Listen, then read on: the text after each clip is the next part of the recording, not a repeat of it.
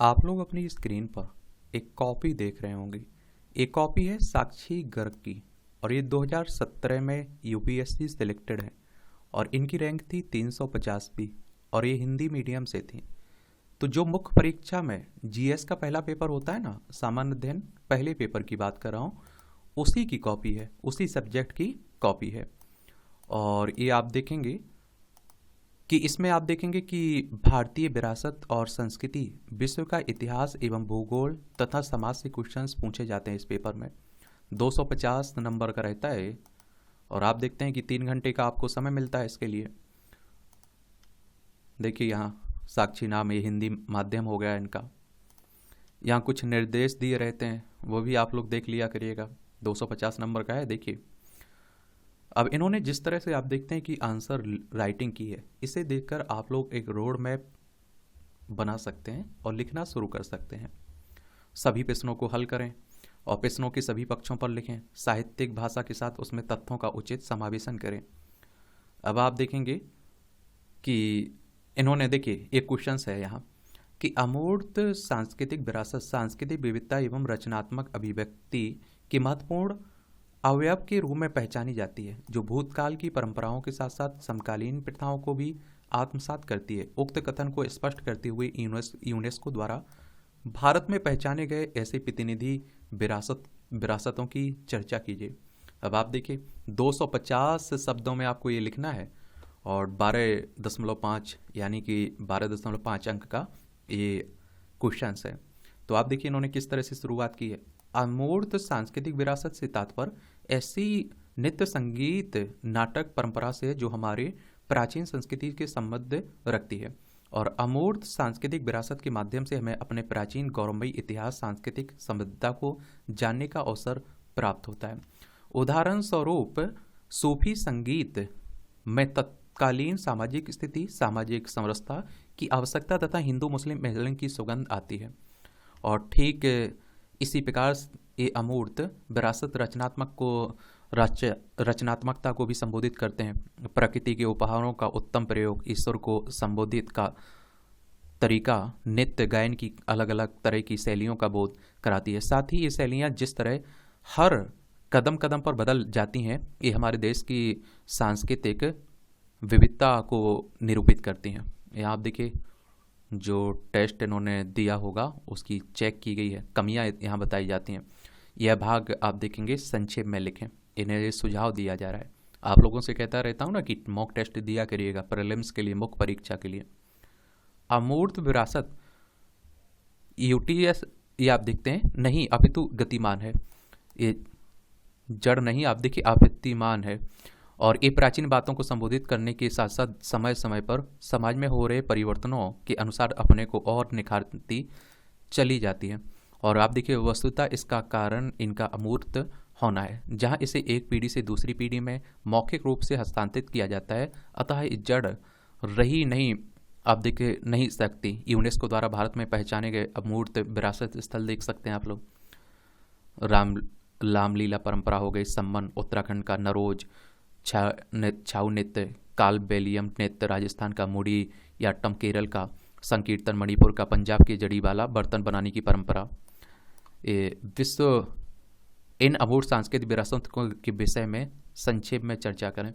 इनके जो इन्होंने बताया है ना, इनके बारे में भी थोड़ा थोड़ा लिख दें संक्षेप में, ये सुझाव दिया जा रहा है इन्हें। तो मैं कहता हूँ ना कि कोई भी पक्ष आपको छोड़ना नहीं है, समझ रहे हैं, हर पक्ष को आपको लिखना है। योगा आदि। अब आप देखिए इन्हें 3 नंबर दिए गए हैं। अब आप देखते हैं कि 250 शब्द थोड़ी हुए होंगे, तो 250 शब्द तक लिखना है। और देखिए अच्छा, अगर सटीक अच्छा आंसर आप लिखते हैं तो मुझे नहीं लगता है कि एक एक शब्द को गिना जाता होगा। अगर 215 भी रहते हैं या 275 शब्द हो जाते हैं तब भी आपको नंबर अच्छे मिलेंगे। बस आपको सटीक अभिव्यक्ति करना है, एक तरह से अच्छा लिखना है। 3 नंबर 12.5 में से। देखिए इंट्रोडक्शन में 0.25, कॉन्टेक्स्ट में आप देखिए 1.5, कंटेंट में आप देखिए 1 और लैंग्वेज में 0.225। तो ये सब आप लोगों को देखिए। एक और क्वेश्चन है यहाँ कह रहा है किसी भाषा को शास्त्रीय भाषा के रूप में चिन्हित करने वाले मापदंडों की चर्चा कीजिए। इस प्रवर्ग में शामिल भाषाओं का उल्लेख करते हुए इसके लाभ बताइए। 250 शब्द में लिखना है, 12.5 नंबर का है। शास्त्रीय भाषा में सम्मिलित करने के मापदंड, तो संक्षेप में भूमिका लिखें। ये कहा जा रहा है, इन्हें सुझाव दिया जा रहा है भाषा अपने आप में मौलिक हो, अर्थात किसी अन्य भाषा के मिश्रण से ना उत्पन्न हुई हो। भाषा का इतिहास 1500 से 2000 वर्ष पुराना हो। भाषा किसी समुदाय की सांस्कृतिक प्राचीन समृद्ध विरासत का प्रतीक हो। और आप देखिए शामिल भाषाओं की बात करें तो इस प्रकार इसमें 6 भाषाओं को शामिल किया गया है। तमिल को आप देखते हैं 2004 में, संस्कृत 2005 में, तेलुगु 2006, कन्नड़ 2008, मलयालम 2013 और उड़िया ये 2014। इस शास्त्रीय भाषा में शामिल करने के लाभ क्या है, ये आप देखिए। भाषा को सरकार की ओर से विशेष प्रोत्साहन राशि प्रदान की जाती है। अखिल भारतीय स्तर पर शास्त्रीय भाषा को अद्भुत पहचान होती है। विश्वविद्यालयों में इस भाषा को सीखने समझने हेतु अलग से विभाग बनाया जाता है। प्रश्नों के दोनों पक्षों पर और चर्चा करें। अब आप देखिए इन्होंने बड़ा शॉर्ट लिखा है, तो 12 में से 4 नंबर दिए गए 12.5 नंबर में से। तो पूरा लिखेंगे आप लोग तो एक तरह से आपको इनकी कॉपी देखकर अंदाजा हो जाएगा। फिर आप अच्छे से लिखेंगे तो अच्छे नंबर आप पाएंगे। फिर आप और देखते हैं, ये आप देखिए कॉन्टेक्स्ट में आप देखिए 2 नंबर, कंटेंट में 1.5 नंबर में लेते हैं, लैंग्वेज में 0.25 और करंट लिंक में आप देखिए 0.25। करंट से भी आपको क्या करना है, लिंक करना है अपने क्वेश्चंस को। आप समझ रहे हैं, अगर करंट से जुड़ा हुआ है तो। ये आप देखिए एक और क्वेश्चन है, वसुधैव कुटुंबकम की विश्व बंधुत्व की धारणा सभी पंथों व नस्लों को सौहार्दता के साथ जीने का आधार प्रदान करती है, लेकिन वर्तमान में यजदी समुदाय जिस शोषण व हिंसा का शिकार है वह कहीं ना कहीं इस धारणा पर प्रश्न चिन्ह लगाता है। यजदी समुदाय के धार्मिक विश्वासों का उल्लेख करते हुए उक्त कथन की व्याख्या कीजिए। 250 शब्दों में लिखना है, आप देखेंगे। और 12.5 नंबर का है, वसुधैव कुटुंबकम से तात्पर्य संपूर्ण पृथ्वी एक है और मेरा घर है। वस्तुतः इसका लक्ष्य संपूर्ण विश्व में धार्मिक समरसता के माध्यम के पंथ नस्ल को परस्पर सहिष्णुता बनाना व शांतिमय समाज का निर्माण करना। काट दिया। देखिए वस्तुतः वर्तमान में इस धारणा का प्रश्न चिन्ह लगता प्रतीत हो रहा है, जिसका प्रत्यक्ष उदाहरण अब आप देखिए नहीं लिखा है तो इन्हें 0 नंबर दिए गए हैं। आप अगर लिखेंगे तो कुछ ना कुछ तो मिलेगा, अच्छे से लिखेंगे। अब एक और यहाँ आप देखते हैं क्वेश्चन है, देश का बंटवारा एक ऐसी सांप्रदायिक राजनीति का आखिरी बिंदु था जो 19वीं शताब्दी के अंतिम दशकों में शुरू हुआ। परीक्षण कीजिए। 250 शब्दों में लिखना है, 12.5 नंबर का है। तो आप देखिए भारत को बंटवारा देश के लिए दुखद जल विभाजक घटना थी, और आप देखते हैं कि जिसके बीच 19वीं शताब्दी के अंतिम दशक में दिखना शुरू हो गए थे। मुस्लिम तुष्टीकरण नीति, बंग भंग मुस्लिम लीग निर्माण, पार्लियामेंटो सुधार, लखनऊ समझौता 1937 के चुनाव, शिमला सम्मेलन, कैबिनेट मिशन आदि तत्वों ने इसे धरातल पर ला दिया था और इसका क्रमबद्ध विश्लेषण करने की आवश्यकता है। 19वीं सदी के अंतिम दशकों की स्थिति को और स्पष्ट करें, ये सुझाव दिया जा रहा है इन्हें। और 1857 के विद्रोह के बाद अंग्रेजों ने अपनी नीति में परिवर्तन किया। साथ ही विलियम हंटर की पुस्तक भारतीय मुसलमानों के प्रकाशन के बाद से मुस्लिमों को तुष्टीकरण करने का नीति आरंभ की। और 1905 में बंगाल विभाजन, 1906 में मुस्लिम लीग निर्माण में सहयोग व 1909 में पार्लियामेंटो सुधार के द्वारा अंग्रेजों ने स्पष्ट कहा कि हम भारत में विषैली बीज बो रहे हैं।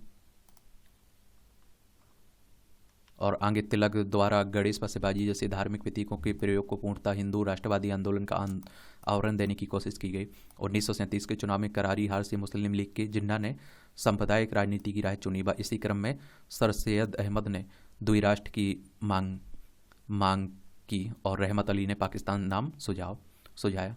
और कालांतर में कैबिनेट मिशन, शिमला सम्मेलन ने भी जिन्ना की महत्वाकांक्षा और बढ़ा दी और जिसके फलस्वरूप उन्हें संपूर्ण देश को गृह युद्ध में तब्दील कर दिया। सांप्रदायिकता के प्रभाव को और स्पष्ट करें, ये सुझाव दिया जा रहा है।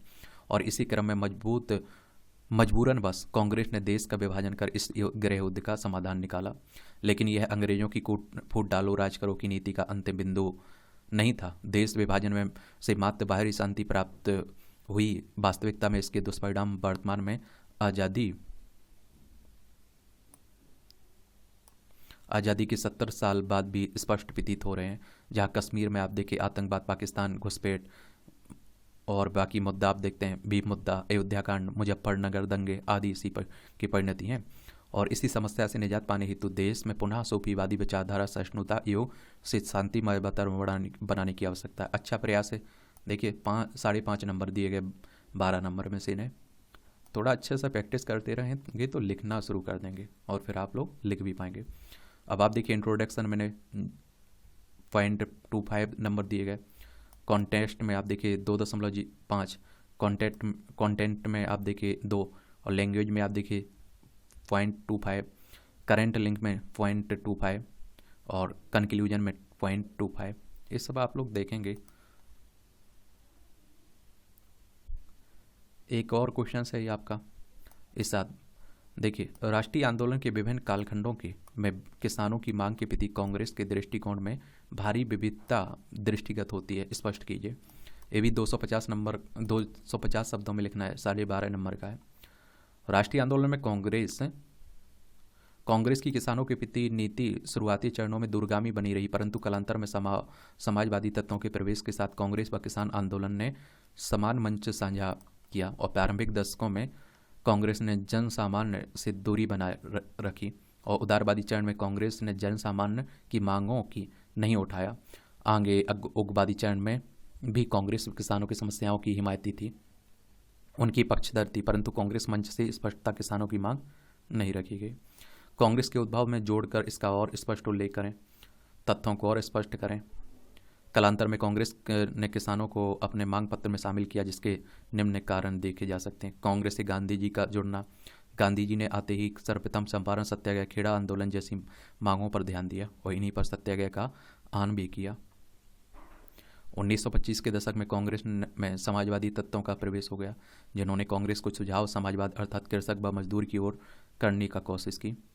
अब कृषक आंदोलन भी इतनी परिपक्व अवस्था में पहुंच गया था कि कांग्रेस से जोड़कर राष्ट्रीय आंदोलन को और तीव्र किया जा सकता था।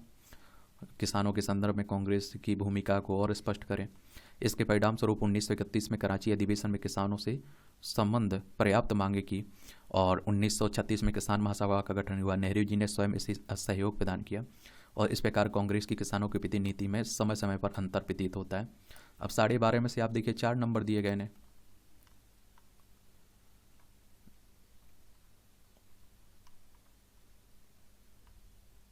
इसकी पीडीएफ मैं टेलीग्राम पर डाल दूंगा, एजुकेशन सर्कल है ना जो प्लेटफॉर्म, तो देख लीजिएगा।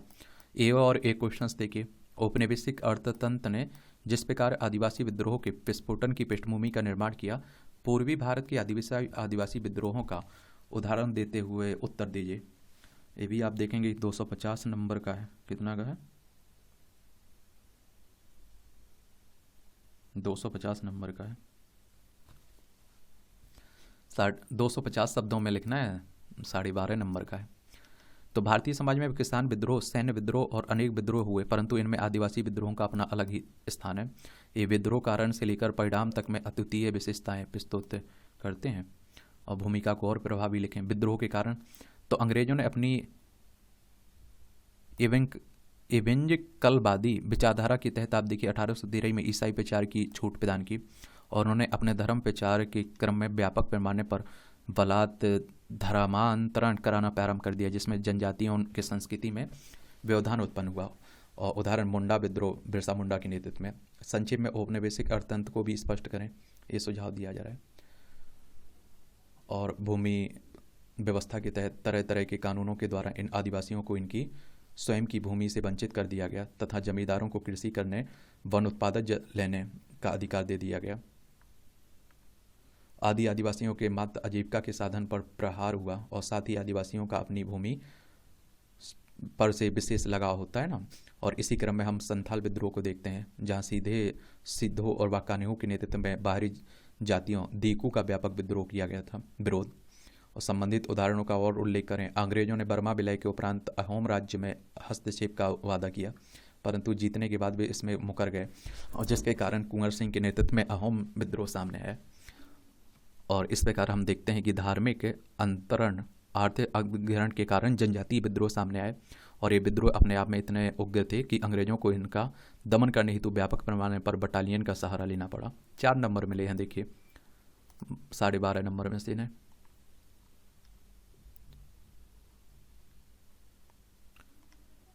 ये आप देख सकते हैं यहाँ जिस क्षेत्र में उन्हें अच्छे नंबर दिए गए उनको देख सकते हैं, फॉलो कर सकते हैं। एक और क्वेश्चन देखिए, यह है, क्या आप मानते हैं कि 18वीं 19वीं शताब्दी में शुरू हुआ भारतीय पुनर्जागरण आंदोलन भारत में राष्ट्रवाद के अंकुरण की पूर्व शर्त थी? तर्कों द्वारा अपने उत्तर को स्पष्ट कीजिए। 250 शब्दों में लिखना है और 12.5 नंबर का। राजा राम मोहन द्वारा कहा गया है कि किसी भी समाज को राष्ट्रीयता की ओर उन्मुख करने के लिए सर्वप्रथम तत्कालीन समाज में सुधार करने की आवश्यकता है। रूढ़िवादिता, अंधविश्वास में जकड़ा समाज आगे की ओर देखकर स्वतंत्रता की परिकल्पना नहीं कर सकता है और सामाजिक धार्मिक सुधार से भारतीय समाज में अपने गौरवमयी प्राचीन संस्कृति में परिचित हुआ है और वस्तुतः अभी तक भारतीय अंग्रेजों के श्वेत व्यक्तियों के बोझ सिद्धांत को सच मान अपने को ही हीन दृष्टि से देखते हैं। वस्तु पुनर्जागरण से हम उनमें आत्मसम्मान की भावना उपजी आई एक तरह से, और पुनर्जागरण के संदर्भ में भूमिका को और स्पष्ट करें, ये सुझाव दिया जा रहा है।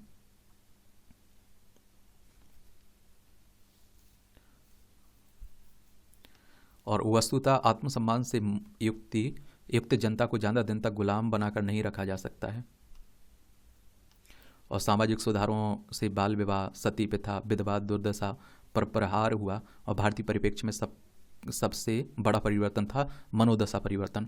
और वस्तुतः अब महिलाओं को घर की चार दीवारी से बाहर निकालकर कंधों से कंधा मिलाकर चलने की को प्रेरित किया गया और कहा भी गया कि 500 पुरुष के साथ कोई काम दशकों में पूरा होगा, वहीं काम 50 समर्पित महिलाओं के माध्यम से मात्र कुछ वर्षों में पूरा किया जा सकता है। अर्थात महिलाएं सहभागिता में राष्ट्रीय आंदोलन को चरम पर पहुंचा दिया।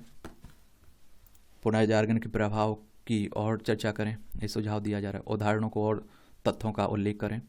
पुनर्जागरण में भारतीयों को सीखा दिया कि बंद बर्तन में पवित्र से पवित्र पानी भी सड़ जाता है, अतः हम दुनिया के प्रगतिशील विचारों में से सीखना चाहिए। इसी क्रम में भारतीयों ने विश्व में हो चुकी क्रांतियों को जानने में रुचि ली और ब्रिटिश शासन को अंतर ब्रिटिश रूल इन इंडिया करार दिया। उपयुक्त तर्कों के आधार पर आप देखेंगे विश्लेषण कर कहा जा सकता है कि सामाजिक धार्मिक पुनर्जागरण ने राष्ट्रवाद के लिए एक मजबूत आधार का काम किया। 3.5 नंबर मिले, आप देखिए ना 12.5 नंबर में से।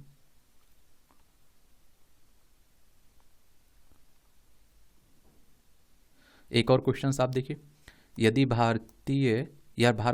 यदि भारत औपनिवेशिक शासन के दौर से नहीं गुजरा होता तो भारतीय समाज ने अपने मध्यकालीन जड़ता को तोड़कर आधुनिक काल में प्रवेश नहीं किया होता। कथन का आलोचनात्मक परीक्षण करना है, 250 शब्दों में लिखना है, 12.5 नंबर का है।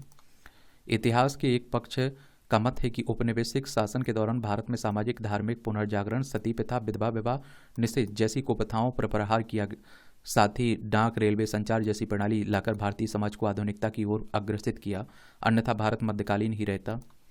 औपनिवेशिक शासन को स्पष्ट संक्षेप में और स्पष्ट करें।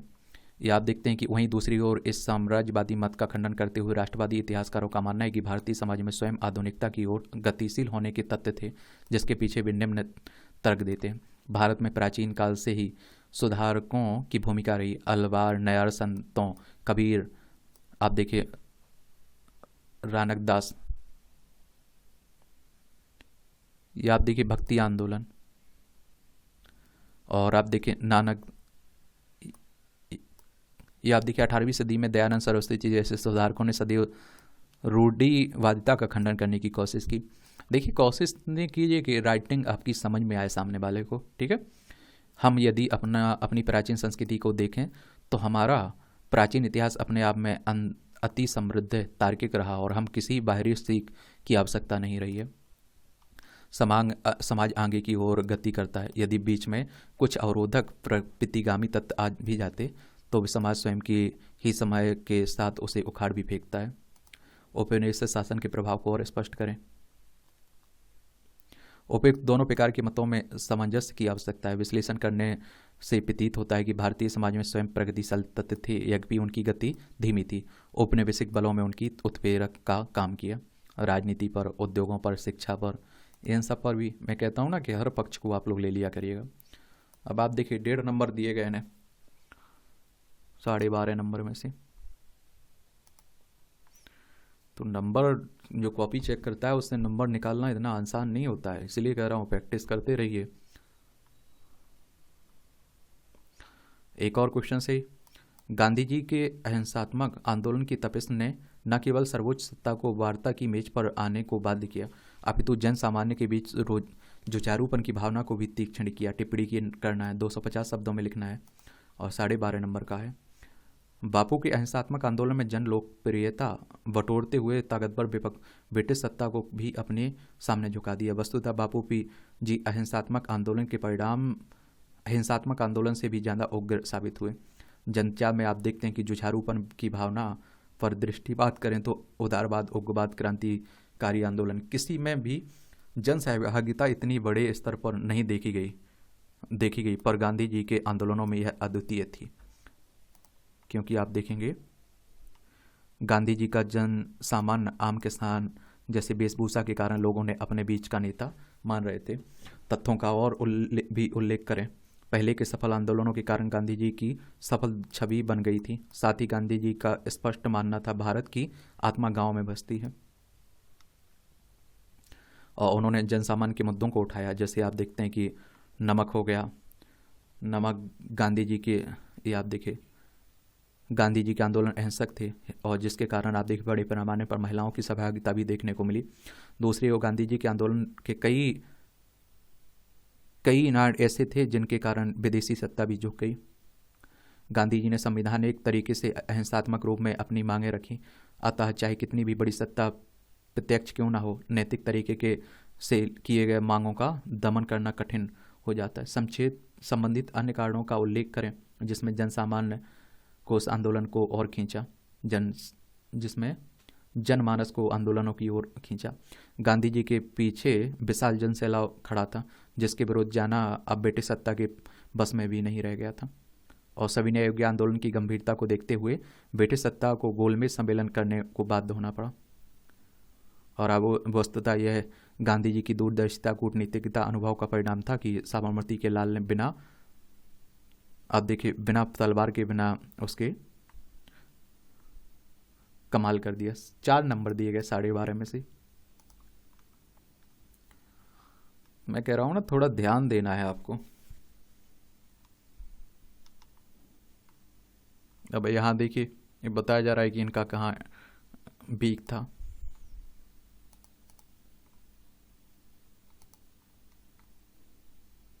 एक और क्वेश्चन आप देखिए, ये वर्ष 1962 में भारत पर चीनी आक्रमण मात्र द्विपक्षीय संबंधों में तनाव के का परिणाम न होकर चीन की अंतर्राष्ट्रीय राजनीति से त्यक्ता, अलगाव एवं निराशा का भी उपज थी। टिप्पणी करना है, 250 शब्दों में लिखना है। 12.5 नंबर का है,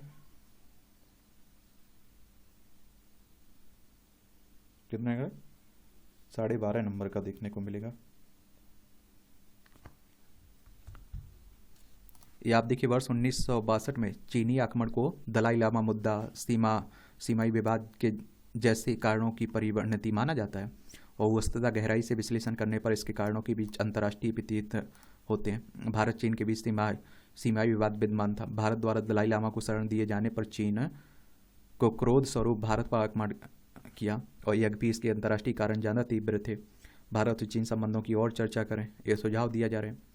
तो अंतर्राष्ट्रीय जगत में अमेरिका एक ध्रुवीय शक्ति के रूप में उभर रहा था, और जिससे एक तरफ चीन की साम्यवादी विचारधारा को चुनौती मिल रही थी, वहीं दूसरी ओर आप देखिए चीनी अर्थव्यवस्था को कड़ी टक्कर। भारत अपनी पंचशील सिद्धांत, गुटनिरपेक्षता नीति, अनाक्रमण, अहिंसात्मक जैसी छवि के कारण संपूर्ण विश्व में सराहा जा रहा था, जो चीन की संप्रभुता को चुनौती प्रतीत हुआ, और पाकिस्तान के मुद्दे पर भारत विश्व समुदाय का मत अपने पक्ष में करता प्रतीत हो रहा था।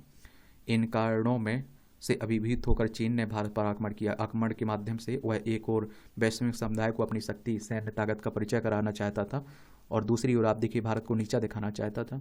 तत्कालीन घटनाओं का तथ्यों के साथ और उल्लेख करें, ये सुझाव दिया जा रहा है, और इस प्रकार चीनी आक्रमण के कारण राष्ट्रीय से ज़्यादा अंतर्राष्ट्रीय प्रतीत होते हैं। 3 नंबर दिए गए हैं। अब आप देखिए 12 नंबर में से 3 नंबर मिले हैं ना।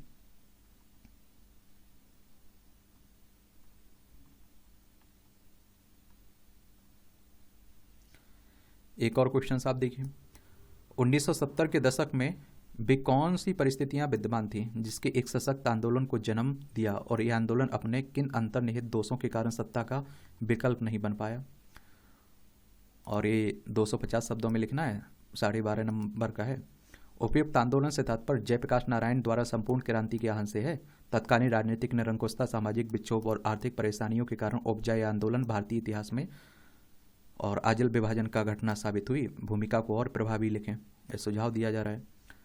तत्कालीन परिस्थितियों का विश्लेषण, तत्कालीन समय में इलाहाबाद उच्च न्यायालय द्वारा इंदिरा गांधी सरकार के चुनाव को असंवैधानिक करार दिया, जिससे संपूर्ण जगह इस्तीफा देने की मांग खड़ी हुई और उच्च न्यायालय के निर्णय के विरुद्ध सर्वोच्च न्यायालय में अपील की गई। पंजाब में आप देखिए ऑपरेशन ब्लू स्टार से जनमानस शब्द था और इसी और बोडो, नागा, असम जैसे क्षेत्रों में आप देखते हैं कि अलगाव की मांग उठ रही थी, जिस कारण सामाजिक अशांति पैदा हुई और कश्मीर मुद्दा पूर्णतः सुलझ नहीं पाया था।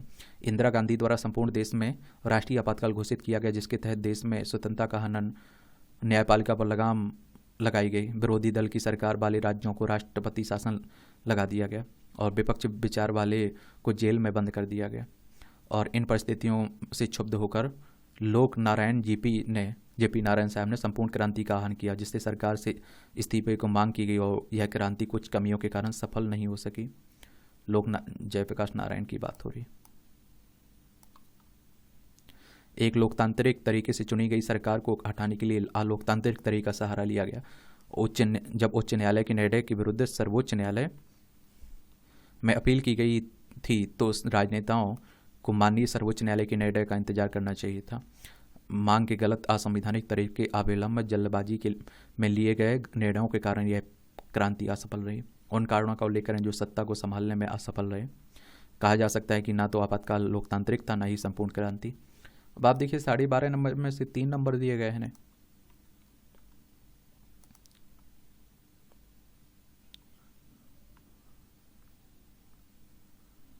अगला क्वेश्चन है, याद देखिए, छोटे राष्ट्रों को भेड़ियों के आगे डालने से उनको संतुष्ट किया जा सकता है, पर वे यह नहीं समझ सकते हैं कि एक बार लहू का स्वाद चख लेने पर तृष्णा कभी पूर्ण नहीं होती है।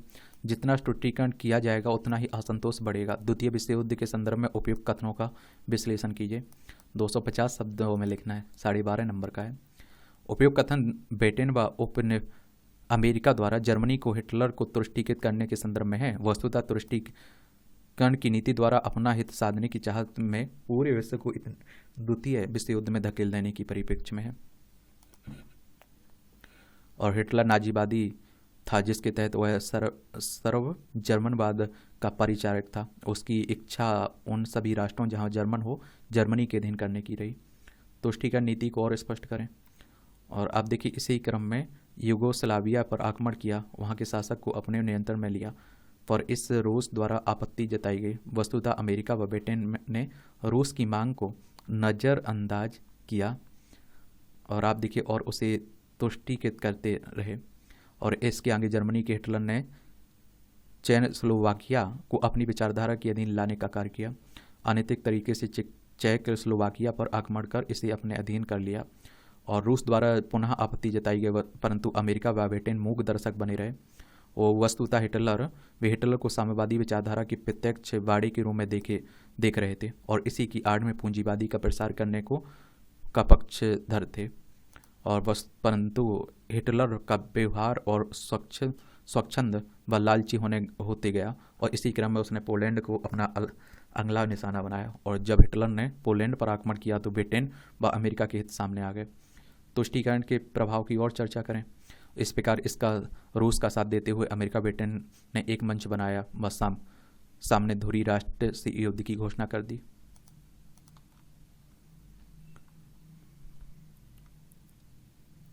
और उपयुक्त घटना से प्रत्यक्षता स्पष्ट है कि तुष्टीकरण की नीति से सदैव इतिहास को गंभीर परिणाम दिए। हिटलर का तुष्टीकरण इसका अपवाद न हो रहा। 3.5 नंबर दिए गए। अब देखिए 12.5 नंबर में से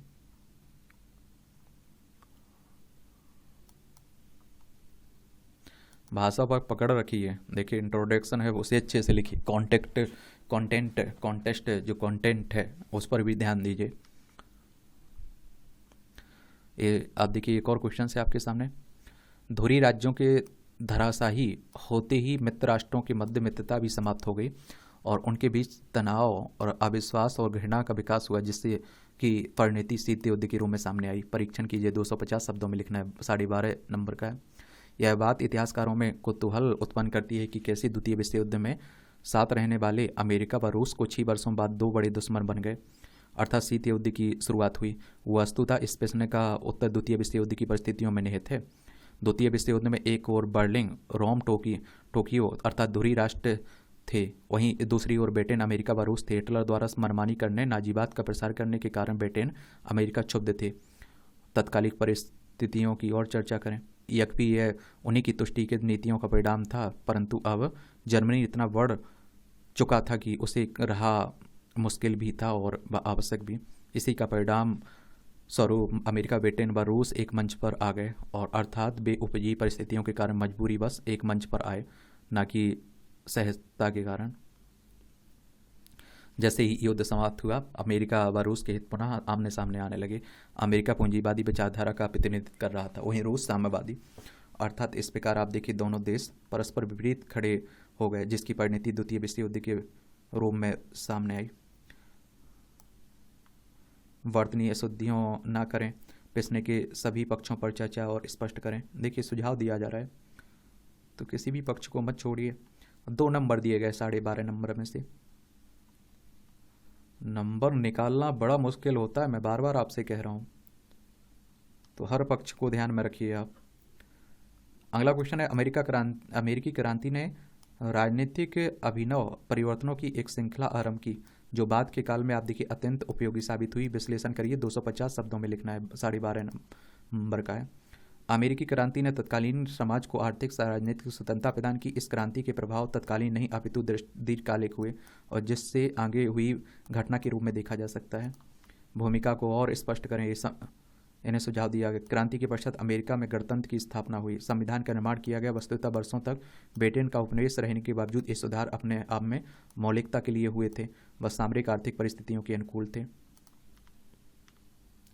अमेरिका में एक मजबूत संघ बनाने की आवश्यकता महसूस हुई और जिस कारण दक्षिण अमेरिका व उत्तरी अमेरिका को मिलाकर मजबूत संघ बनाया गया। और लिंकन ने तत्कालीन आवश्यकताओं को समझते हुए दक्षिण भारत में दास प्रथा की समाप्ति की तथा सामूहिक समाज का निर्माण कराया। रंग भेद व्यवस्था का समापन हुआ। वस्तुतः ये परिवर्तन व क्रियाकलाप अमेरिकी क्रांति में मिले अनुभव उपजे परिणामों के फलस्वरूप ही उत्पन्न हो रहे। अमेरिकी क्रांति के प्रभावों की और चर्चा करें, प्रश्न के संदर्भ में उत्तर अपूर्ण है। अब देखिए 1.5 नंबर दिए गए 12.5 नंबर में से। अब आप लोग सोच रहे होंगे इतने कम नंबर क्यों मिलते हैं। मैं इसीलिए तो कह रहा हूँ कि नंबर निकालना बड़ा मुश्किल होता है, एक आधा पॉइंट नंबर निकालना बड़ा मुश्किल होता है, तो थोड़ा आपको भी प्रैक्टिस करनी होगी ईमानदारी से। इंट्रोडक्शन, कॉन्टेस्ट, कंटेंट, लैंग्वेज, सभी पक्षों पर ध्यान देंगे तो बेहतर नंबर मिलेंगे। एक क्वेश्चन देखिए, अगर स्टेटस जनरल की बैठक नहीं होती तो फ्रांसीसी क्रांति की शुरुआत भी नहीं होती। उक्त कथन से आप कहाँ तक सहमत हैं? 250 शब्दों में लिखना है, 12.5 नंबर का है। फ्रांसीसी क्रांति विश्व इतिहास की जल विभाजक घटना है और अधिकार व कर्तव्यों के संतुलन से उत्पन्न इस क्रांति ने संपूर्ण विश्व को नई दिशा दी है। और आप देखिए स्टेटस जनरल को कई वर्षों बाद बैठक बुलाई गई और जिसके उपरांत तृतीय स्टेट ने बस्तिल के लिए एक हमला कर क्रांति का हनन कर दिया।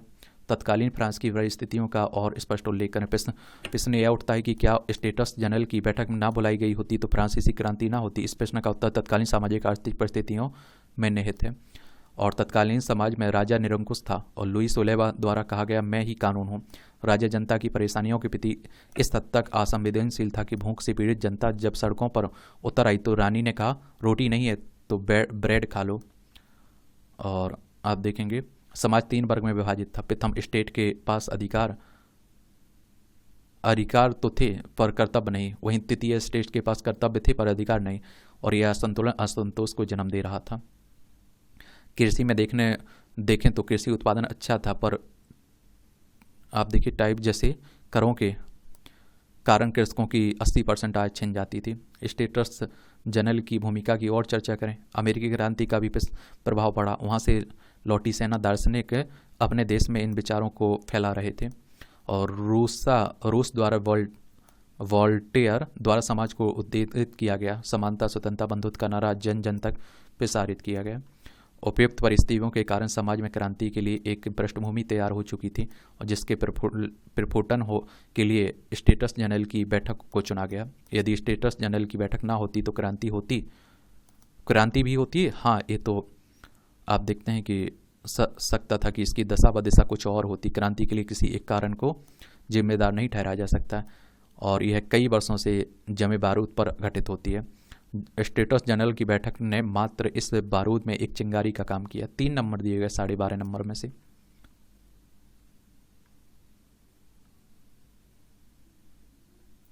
एक और क्वेश्चन आप देखिए। यद्यपि 17वीं और 18वीं सदी में इंग्लैंड में हो रहे सामाजिक, आर्थिक एवं तकनीकी रूपांतरणों से ने भावी औद्योगिक क्रांति का आधार तैयार दिया था, फिर भी इसमें वायु प्रणाली का संचार भारत द्वारा ही किया गया। टिप्पणी कीजिए। 250 शब्दों में लिखना है। 12.5 नंबर का है। 18वीं सदी में हुई इंग्लैंड की क्रांति तत्कालीन परिस्थितियों के समुच्चय के रूप में उत्पन्न हुई थी और जिसमें भारत की भी भूमिका महत्वपूर्ण रही।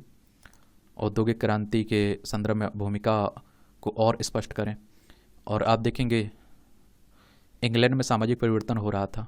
अब समाज रूढ़िवादियों, अंधविश्वासों से बाहर निकलते हुए उन्नतशील व्यवस्था की ओर बढ़ रहा था और इंग्लैंड में कई क्षेत्रों में तकनीक का विकास हुआ। कताई करने हेतु स्पिलिंग मशीन आ गई। अब कारखाने भाप की शक्ति की जगह कोयले से संचालित होने लगे।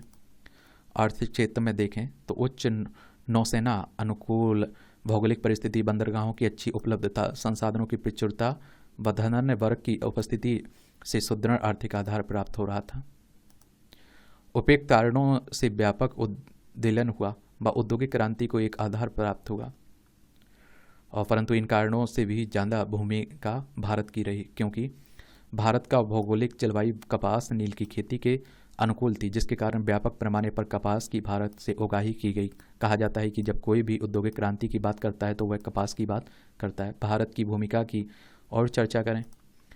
प्लासी की विजय के बाद अब अपार मात्रा में भारत से कच्चा माल ब्रिटेन ले जाया गया। मशीनों से तैयार कर उन्हें पुनः भारत में बेचा गया, अर्थात भारत में ने ब्रिटेन उद्योगों के लिए कच्चे माल के साथ बाजार भी प्रदान किया। विभिन्न क्षेत्रों में योगदान को और स्पष्ट करें। और कहा गया है यदि प्लासी की विजय न होती तो मैनचेस्टर के कारखानों बंद हो गए होते और वैज्ञानिकों ने अपने आविष्कारों को टेम्स नदी में डाल दिया। अतः कहा जा सकता है कि ब्रिटेन में व्याप्त परिस्थितियों के साथ साथ भारतीय परिस्थितियां महत्वपूर्ण रही। 4 नंबर दिए गए। अब आप देखें इन्हें 12 नंबर में 12.5 नंबर में से।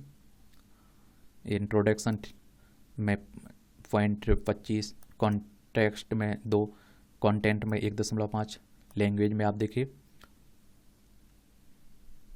तो इस तरह से आप देखेंगे सब क्षेत्रों को आपको पकड़ना है। यहाँ प्रश्न पत्र के लिए विशिष्ट, कृपया प्रश्नों का उत्तर देने से पूर्व निम्नलिखित प्रत्येक अनुदेश को ध्यानपूर्वक पढ़ लें। इन 20 प्रश्नों तथा हिंदी अंग्रेजी दोनों में छपे हैं। सभी प्रश्न अनिवार्य हैं। प्रत्येक प्रश्न के अंक उसके सामने दिए गए प्रश्नों के उत्तर उसी माध्यम में लिखे जाने चाहिए जिनका उल्लेख आपके प्रश्न पत्र में किया गया है। इस माध्यम का स्पष्ट उल्लेख प्रश्न सह उत्तर की CA पुस्तिका के मुख्य पृष्ठ पर अंकित निर्दिष्ट स्थान पर किया जाना चाहिए। उल्लेखित माध्यम के अतिरिक्त अन्य किसी माध्यम में लिखे गए उत्तर को पर कोई अंक नहीं मिलेंगे। अब आप देखिए भाई, आप हिंदी मीडियम से हैं तो हिंदी में लिखेंगे कि इंग्लिश में या फिर संस्कृत में। प्रश्नों में शब्द सीमा जहाँ विनिर्दिष्ट अनुसरण किया जाना चाहिए। प्रश्न सह उत्तर पुस्तिका में खाली छोड़ा गया पृष्ठ या उसके अंश को स्पष्ट रूप से काट दें। इस तरह से काट सकते हैं और ना इस तरह से आप काट सकते हैं। अब आपका क्या सोचना है, क्या पॉइंट व्यू है, अपनी राय आप लोग ज़रूर दीजिएगा। आपका कोई सवाल हो, सुझाव हो मेरे लिए तो ज़रूर आप लोग बता सकते हैं। ठीक है, इसी तरह की हम लोग कॉपियाँ देखते रहेंगे। धन्यवाद।